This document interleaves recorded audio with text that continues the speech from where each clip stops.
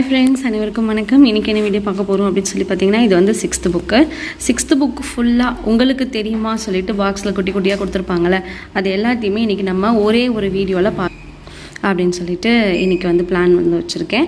Just இந்த உங்களுக்கு தெரியுமான்னு சொல்லிட்டு பாக்ஸில் கொடுத்துருப்பாங்க, அது மட்டும் தான் இன்றைக்கி நம்ம ஃபுல்லாக பார்க்க போகிறோம். இந்த வீடியோ வந்து நீங்கள் டிஎன்பிஎஸ்சி ப்ரிப்பேர் பண்ணுறீங்கன்னா உங்களுக்கு கண்டிப்பாக யூஸ்ஃபுல்லாக இருக்கும். வாங்க நம்ம ஒன் பை ஒன்னாக பார்க்கலாம். இது வந்து ஃபஸ்ட்டு, ஓகேங்களா? நம்ம நம்பர் போட்டு வச்சுக்கலாம். அப்போ தான் வந்து ஒரு புக்கில் எவ்வளோ இன்ஃபர்மேஷன் இருக்குது அப்படின்றது நமக்கு தெரியும். முதல்ல பார்த்திங்கன்னா சொல், முதலில் ஆளப்படும் இலக்கியம், மேற்கோள். அதாவது இந்த தமிழ் அப்படின்ற சொல் முதல்ல எந்த இலக்கியத்தில் பயன்படுத்தினாங்கன்னா தொல்காப்பியத்தில் தான் யூஸ் பண்ணாங்க. அப்படின்றத நாங்கள் எப்படி கண்டுபிடிக்கிறது அப்படின்னு நம்ம கேட்போம்ல. தமிழின் கிளவியும் அதனோரற்றே அப்படின்னு சொல்லிட்டு தொல்காப்பியத்தில் 386வது பாடலில் யூஸ் பண்ணியிருக்காங்க. அப்போ தமிழ் அப்படின்ற சொல் முதலில் பயன்படுத்தப்பட்ட இலக்கியம் தொல்காப்பியம். தமிழ்நாடு, இது வந்து நமக்கு டிஎன்பிஎஸ்சியில் கூட தமிழ்நாடு, இது வந்து நமக்கு டிஎன்பிஎஸ்சியில் கூட வந்து கேட்டிருந்தாங்க. தமிழ்நாடு என்ற சொல் முதலில் எடுத்தாளப்படும் இலக்கியம் எது அப்படின்னா சிலப்பதிகாரம். இது சிலப்பதிகாரத்தில் தான் பயன்படுத்தினாங்க, வஞ்சிக்காண்டத்தில் தான் பயன்படுத்தினாங்க. அப்படின்றது எதில் நம்ம பாடலாம்னா, அதில் வந்து ஒரு பாடல் அடிகள் இருக்கும். இமிழ்கடல் வேலியை தமிழ்நாடு ஆக்கிய இது நீ கருதியினை ஆயின் அப்படின்றது வஞ்சிக்காண்டமில் இருக்க ஒரு பாடல். தமிழன் அப்படின்ற சொல் அப்பர் எழுதிய தேவாரத்தில் அதில் வந்து யூஸ் பண்ண ஒரு வார்த்தை. தமிழின் கண்டாய் அப்படின்ற திருத்தாண்டகம் அப்படின்ற ஒரு பதிகத்தில் அவர் பாடியிருக்காரு. இது வந்து தெரிந்து தெளிவும் நம்பர் 2. இதில் எவ்வளோ விஷயம் இருக்குது பாருங்கள். அதாவது இதுக்கு ரிலேட்டடாக ஒரு லெசனே வந்து நமக்கு 10th புக்கில் தமிழ் சொல் வளம் அப்படின்ற லெசனில் கொடுத்துருப்பாங்க, ஓகேங்களா? இப்போ நம்ம இதில் என்ன விஷயம் கொடுத்துருக்காங்கன்னு பார்க்கலாம். அதாவது தாவர இலை பெயர்கள், ஆள், அரசு, மா, பலா, வாழை, இதெல்லாம் நம்ம இலைன்னு சொல்வோம். அகத்தி, பசலை, முருங்கையை நம்ம கீரைன்னு சொல்லணும். அருகு, கோரையை புல்னு சொல்லணும். நெல், வரகு, தாள்னு சொல்லணும். மல்லிகை தழைன்னு சொல்லணும். சப்பாத்தி கள்ளி தாழைய மடல்னு சொல்லணும். கரும்பு நாணல தோகை சொல்லணும். பனை தென்னைய ஓலை சொல்லணும். கமுகு பாக்கு கூந்தல்னு சொல்லணும். மொத்தமாக எல்லாத்தையும் நம்ம இலை இலை இலை அப்படின்னு சொல்லிட்டு சொல்லக்கூடாது அப்படின்றது இது மூலமாக சொல்கிறாங்க. ஸோ இது கொஸ்டின், அதாவது தெரிந்து தெளிவும். இது தெரிந்து தெளிவும் இல்லை, பட் இது கொஞ்சம் எனக்கு இம்பார்ட்டன்ட்னு தோணுச்சு. நிலம், தீ, நீர், வலி, விசும்போடு, ஐம்பூதங்கள் அப்படின்னு சொல்லிட்டு முதல்ல தொல்காப்பியத்தில் சொல்லியிருக்காங்க. கடல் நீர் முகந்த கமஞ்சுழலி எழில், இதில் கார் 40 சொல்லியிருக்காங்க. நெடுவெல்லூசி நெடுவசி பரந்த வடு, அதாவது ஸ்டிச்சஸ் போட்டிருக்காங்க, ஆப்ரேஷன் பண்ணி ஸ்டிச்சஸ் போடுறாங்க அப்படின்ற விஷயத்த 10 சொல்லிட்டாங்க. நெக்ஸ்ட் கோட்சுரா எரிந்தன சுருங்கிய நரம்பின் முடிமுதிர் பரதவர் அப்படின்றத நற்றினை பாடலில் சொல்லியிருக்காங்க. நெக்ஸ்ட் இங்கே தெரிந்து தெளிவும் பார்க்கலாம். அதாவது தமிழ் பயின்று அறிவியல் அறிஞர்கள் யார் யார், அதாவது சயின்ஸில் நிறைய சயின்டிஃபிக் நேம்ஸ்லாம் இருக்கும். அதுக்கெல்லாம் தமிழ் படித்து நம்ம சயின்டிஸ்ட் ஆக முடியாது அப்படின்னு சொல்லிட்டு அப்போல்லாம் நிறைய சொல்லுவாங்கள்ல. பட் தமிழ்லேயே படித்து அப்படி ஆனவங்களும் இருக்காங்க. அது யாருன்னா நம்மளுடைய குடியரசுத் தலைவர் டாக்டர் அப்துல் கலாம் ஐயா அவர்களும், இஸ்ரோ அறிவியல் அறிஞர் டாக்டர் மயில்சாமி அண்ணாதுரை, நெக்ஸ்ட் இஸ்ரோவின் மேனாள் தலைவர் டாக்டர் சிவன். பேர்லாம் பாருங்களேன், அப்படியே பயங்கரமாக இருக்குல்ல. மயில்சாமினா முருகரை குறிக்கிறது, சிவன்னா சிவபெருமானை குறிக்கிற பேர். அதாவது இவங்க பிறக்கும் போதே டிசைட் பண்ணிட்டு இருப்பாங்க போல், இவங்க இப்படி தான் இருப்பாங்கன்னு சொல்லிட்டு. நல்லா இருக்கு. தெரிந்து தெளிவும் 4க்கு வந்திருக்கும், ஓகேங்களா? என்னது அப்படின்னு சொல்லி பார்த்தீங்கன்னா, சிறகடிக்காமல் கடலையும் தாண்டி பறக்கும் பறவை கப்பல் பறவை. நம்ம எல்லாருக்குமே வந்து தெரிஞ்சிருக்கோம். டிஎன்பிஎஸ்சி ரெகுலராக படிக்கிறவங்களும் அந்த மனப்பாடமே பண்ணியிருப்பீங்க. அதாவது இது தரையிறங்காமல் 400 கிலோமீட்டர் வரைக்கும் பறந்துக்கிட்டே இருக்கும். இதை வந்து கப்பல், கூழைக்கடா, கடற்கொள்ளை பறவை அப்படின்னு சொல்லிட்டு சொல்லுவாங்க. தெரிந்து தெளிவும் 4. ஸோ அப்படியே நான் மறந்துட்டாலும் நீங்கள் மறந்துடக்கூடாது, அதனால சொல்லிகிட்டே வரேன். இது தெரிந்து தெளிவும் இல்லை, பட் இருந்தாலும் இது கொஞ்சம் இம்பார்ட்டன்ட் பாக்ஸ் தான். இதுவும் நம்ம டிஎன்பிஎஸ்சிக்கு படிக்கிறவங்களுக்கு தெரியும். இந்தியாவின் பறவை மனிதர், கண்ணை மூடிட்டு கேட்டால் கூட சொல்லிடுவோம், டாக்டர் சலீம் அலி. இவருடைய கெட்டப்பை பார்த்தீங்கனாலே உங்களுக்கு தெரிஞ்சிருக்கும். டக்குன்னு உங்கள் எல்லாருக்குமே அவர் பேர் என்ன, அக்ஷய் தான் நினைக்கிறேன். அந்த எந்திரன் 2.0 வந்தார் பார்த்தீங்களா, இவருடைய கேரக்டர் தான் அவர் வந்து பண்ணியிருப்பார். ஸோ கெட்டப் கூட அவரை மாதிரியே தான் போட்டிருப்பாங்க. இவர் தான் இந்தியாவின் பறவை மனிதர் அப்படின்னு சொல்லிட்டு சொல்லுவாங்க. சிட்டுக்குருவியின் வீழ்ச்சி அப்படின்னு சொல்லிட்டு அவருடைய வாழ்க்கை வரலாறு அவர் எழுதியிருக்கார். தெரிந்து தெளிவும் 6க்கு வந்துட்டோம். ஆர்டிக் ஆலா அப்படின்றது தான் உலகிலேயே நெடுந்தொலைவு பறக்கும் பறவை, பயணம் செய்யும் பறவை, ஓகேங்களா? நல்லா கவனிச்சுக்கணும். அது பறக்கும் பறவை, இது பயணம் செய்யும் பறவை. எவ்வளோன்னு பார்த்தீங்கன்னா 22,000 கிலோமீட்டர் நெடுந்தொலைவு வரைக்கும் பறக்கும்.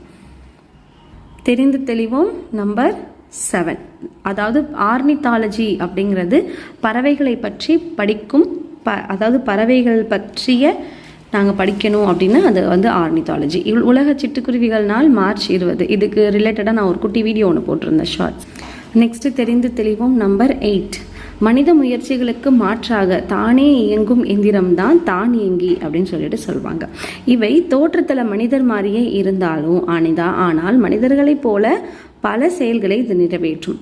பிரிட்டானிக்கா கலைக்களஞ்சியம் தானியங்கிகளுக்கு விளக்கம் தருகிறது அப்படின்னு சொல்லிட்டு சொல்லியிருக்காங்க. எந்த கலைக்களஞ்சியம் அப்படின்றது நமக்கு தெரியணும்.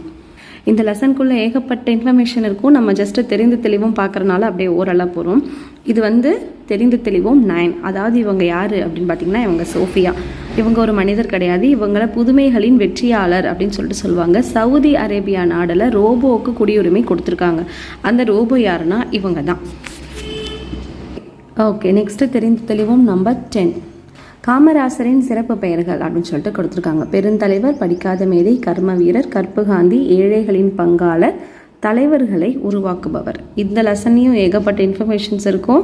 இதில் பார்த்தீங்கன்னா இது தெரிந்து தெளிவும் நம்பர் 11. இதில் ஒன்று ஒரு 1 மார்க்குங்க. மொத்தமாக 11 சொல்லிட முடியாது. 11, 12, 13, 14, 15, 16, 17, 18 சொல்லலாம். மதுரை பல்கலைக்கழகத்திற்கு மதுரை காமராசர் பல்கலைக்கழகம் அப்படின்னு சொல்லிட்டு பேர் வச்சுருக்காங்க. மதுரையில் இருக்க பல்கலைக்கழகத்துக்கு. இவருக்கு நடுவண் அரசு பாரத ரத்னா விருது 1976 கொடுத்துருக்கு. இவர் வாழ்ந்த சென்னை இல்லம், விருதுநகர் இல்லம் இது எல்லாமே அரசுடைமையாக ஆக்கப்பட்டு நினைவு இல்லங்களாக மாற்றப்பட்டிருக்கு. சென்னை மெரினால இவருக்கு ஒரு சிலை இருக்கு. சென்னை உள்நாட்டு விமான நிலையத்திற்கும் காமராசர் பெயர் தான் இருக்கு. இவருக்கு கன்னியாகுமரியில் ஒரு மணிமண்டபம் கட்டியிருக்காங்க. அது எப்போன்னு பார்த்தீங்கன்னா 2/10/2000. நெக்ஸ்ட் பார்த்தீங்கன்னா ஆண்டுதோறும் இவருடைய பிறந்த நாளை கல்வி வளர்ச்சி நாளாக கொண்டாடுறாங்க. தெரிந்து தெளிவோம் நம்பர் 12. ஆசிய கண்டத்திலேயே மிகப்பெரிய நூலகம் எங்கே இருக்குது அப்படின்னு பார்த்தீங்கன்னா சீனாவில் இருக்குது. அதாவது லைப்ரரியில் படித்து உயர்நிலையை அடைந்தவங்க யார்? அறிஞர் அண்ணா, ஜவஹர்லால் நேரு, அண்ணல் அம்பேத்கர், காரல் மார்க்ஸ். ஏன் பர்டிகுலராக அவரை மட்டும் நீங்கள் மார்க் பண்ணீங்க அப்படின்னு சொல்லிட்டு கேட்கலாம். இவருடைய கோட்ஸ்லாம் இருக்குல்ல, அதெல்லாம் ரொம்ப நல்லா இருக்கும். பட் இருந்தாலும் எனக்கு விவேகானந்தர் ஐயாவுடைய கோட்ஸ் தான் பிடிக்கும் சொன்னேன். ஓகே, நெக்ஸ்ட் வந்து 13. தெரிந்து தெளிவும் 13. சிறந்த நூலகருக்கு டாக்டர் ரா அரங்கநாதன் விருது வழங்கப்படுகிறது. அதாவது இவர் தான் வந்து நூலகத்தின் தந்தை அப்படின்னு சொல்லிட்டு சொல்லுவாங்க. தெரிந்து தெளிவும் நம்பர் 15. வாழ்க்கைக்கு வளம் தரும் வகையில் மழை கடவுளை வழிபடும் நோக்கில் உருவாக்கப்பட்டது தான் போகிகை பண்டிகை. இந்திர விழா அப்படின்னு சொல்லிட்டு அந்த காலத்தில் கொண்டாடப்பட்டது. தெரிந்து தெளிவும் நம்பர் 16. தை முதல் நாளில் திருவள்ளுவர் ஆண்டு தொடங்குகிறது. தை 2ஆம் நாள் திருவள்ளுவர் நாள் கொண்டாடப்படுகிறது. ஸோ இதையும் மார்க் பண்ணிக்கணும். 17.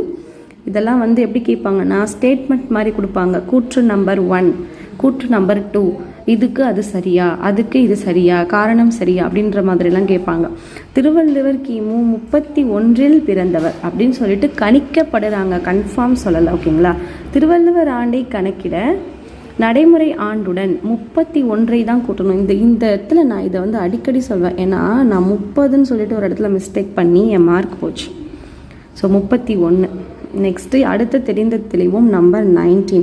இந்த பொங்கல் பண்டிகை ஒரு மாநிலத்தில் ஒரு பெயரில் கொண்டாடப்படுது. இதை வந்து பொறுத்துக மாதிரியும் கேட்குறாங்க, இந்த கூற்று மாதிரியும் கேட்குறாங்க, சரியா தவறானும் கேட்குறாங்க.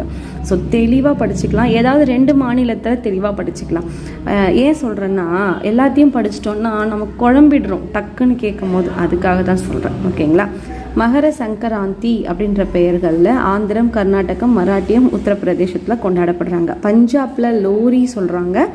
குஜராத், ராஜஸ்தானில் உத்தராயன். உத்தரம் அப்படின்னாலே சன் தானே, உத்தரம் கரெக்டு தானே, அதனால் ஓகேங்களா? நெக்ஸ்ட்டு பார்த்தீங்கன்னா 20. அது எவ்வளோ 1 மார்க்ஸ் இருக்குது பாருங்கள். ஒரே புக்லேயே சிற்பக்கலை வடிவமைப்புகள் 4 வகையாக இருக்குது. என்னென்னா குடைவரை கோயில்கள், கட்டுமான கோயில்கள், ஒற்றைக்கல் கோயில்கள், புடைப்பு சிற்பங்கள். இந்த 4 வகையும் ஒரே இடத்துல இருக்கும். அது எங்கன்னு பார்த்தீங்கன்னா மகாபலிபுரம். தெரிந்து தெளிவும் 21. இதில் வந்து நெய்தல் திணையை பற்றி மட்டும் கொடுத்துருக்காங்க. குறிஞ்சி, முல்லை, மருதம், நெய்தல், பாலை 5 திணைகளை பற்றியும் நம்ம தெரிஞ்சுக்கணும். அது ஒன்றும் நம்ம பயப்பட வேண்டிய விஷயம் இல்லை. 10th புக்கில் கிளியராக கொடுத்துருக்காங்க. ஸோ இதில் பார்த்தீங்கன்னா நிலம் வந்து கடலும், கடல் சார்ந்த இடமும், மக்கள் வந்து பரதவர், பரத்தியர் சொல்லுவாங்க. நெய்தல் கடல் அப்படின்னாலே அது மீன் பிடித்தல், உப்பு விளைத்தல் தான் வந்து அதோடைய தொழிலாக இருக்கும். பூ வந்து தாழம்பூ. நெக்ஸ்ட்டு தெரிந்து தெளிவும் 22. என்னன்னு பார்த்தீங்கன்னா அருகில் உள்ளவற்றில் அதாவது இது சுட்டெழுத்துக்களில் இருக்குது. ஆ இ ஊங்கிறது சுட்டெழுத்து. இந்த ஆங்கிறது பக்கத்தில் அங்கே இங்கே அதாவது தொலைவில் இருக்கிறது, இங்கே இப்போ அப்படின்றது பக்கத்தில் இருக்கிறது. ஸோ ஊன்றது ரெண்டுத்துக்கும் பிட்வீனில் இருக்க ஒரு விஷயத்தை குறிக்கிறதுக்கு இது இந்த காலத்தில் பயன்பாட்டில் இல்லை. நெக்ஸ்ட்டு தெரிந்து தெளிவோம் 23. வேலு நாச்சியாரின் காலம் 1730 1796 வரைக்கும். இவங்க சிவகங்கையை மீட்ட ஆண்டு 70. அப்போனா 1730னா 1796னா இவங்களுக்கு என்ன வயசு இருந்திருக்கும்? ஸோ இவங்க 66 வருஷம் உயிரோடு இருந்திருக்காங்க. அப்போ இவங்க போரிட்டப்போ இவங்களோட வயசு 56. ஓ மை காட், நம்ம அந்த வயசுலலாம் என்ன பண்ணியிருப்போம்? இவங்க நாட்டுக்காக போரிட்டுருக்காங்க. அதனால தான் இன்றைக்கி வரைக்கும் இவங்களை பற்றி பேசுகிறோம். ஜான்சி ராணிக்கு முன்னாடியே இவங்க தான் ஓகேங்களா. வேலு நாச்சியார் தான் பெஸ்ட்டு அப்படின்னு சொல்லலாம். அப்போவே இவங்க பண்ணியிருக்காங்க. நெக்ஸ்ட்டு தெரிந்து தெளிவோம் 24. வாடிய பெயரை கண்ட போதெல்லாம் வாடினேன்னு சொன்னவர் வள்ளலார், நம்ம எல்லாருக்குமே தெரியும். நெக்ஸ்ட்டு வாழ்க்கை என்பது நீ சாகும் வரை அல்ல, மற்றவர் மனதில் நீ வாழும் வரை. அப்போ அன்னை தெரேசா அம்மா இன்னமும் உயிரோடு தான் இருக்காங்க. இவங்களுக்கு அமைதிக்கான நோபல் பரிசு கிடைச்சது. நெக்ஸ்ட்டு தெரிந்து தெளிவும் 25. குழந்தைகளை தொழிலாளர்களாக மாற்றுவது மனிதத்தன்மைக்கு எதிரான குற்றம். உண்மை. உலகத்தில் குழந்தைகளின் கண் கொண்டு பாருங்கள், உலகம் அழகானதுன்னு சொன்னவர் கைலாஷ் சத்யாத்ரி. இந்த லெசன் பற்றி நான் ஜஸ்ட்டு ஓவராலாக சொல்கிறேன். இந்த முடிவில் ஒரு தொடக்கம், இந்த லெசன் டீச் பண்ணும்போது இந்த படிச்சிருக்கீங்களான்னு தெரியல, பட் நீங்கள் யாரும் இந்த ஹிதேந்திரன் கதையை பற்றி படிக்கலைன்னா ஒரு தடவை படித்து பாருங்கள், ரொம்ப ஹார்ட் டச்சிங்காக இருக்கும். ஸோ இந்த வீடியோவில் 6th புக்கு ஃபுல்லாக இருக்க தெரிந்து தெளிவும் பார்த்துட்டோம். நெக்ஸ்ட் வீடியோவில் 7th புக்கில் பார்க்கலாம். Tata bye bye.